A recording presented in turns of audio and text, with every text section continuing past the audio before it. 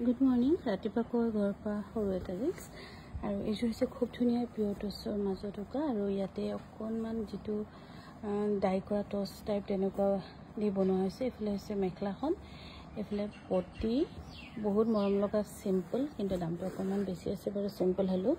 আৰু এইযোৰ হৈছে অফিচিয়েল চইচ, খুব ধুনীয়া, ফটো দেখাতকৈ আপোনালোকে বহুত বেছি ধুনীয়া পাব।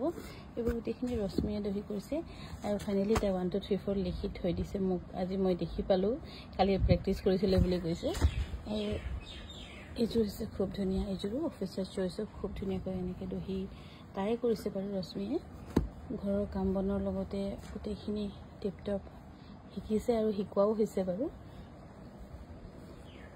আৰু এইযোৰ হৈছে পিয়ৰ মুগাৰ, আৰু এই ধুনীয়া পিয়ৰ মুগাৰ চেল বৰ্ডৰ যোৰত অকণমান কষ্টলি হ'ব। ইয়াত গোটেইখিনি এৰি আৰু ঘিচাৰে কৰা হৈছে। কিছুমানে লেতেৰা বুলি ভাল নাপায়, কিন্তু ঘিচা অৰিজিনেল কালাৰবোৰ এনেকুৱাই হয়।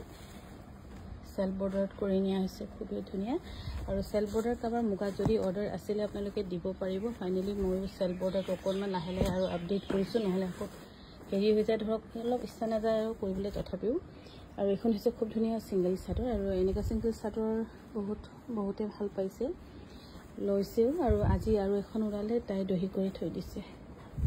আৰু এইযোৰ হৈছে অফিচিয়েল চইচ, খুব ধুনীয়া যোৰা।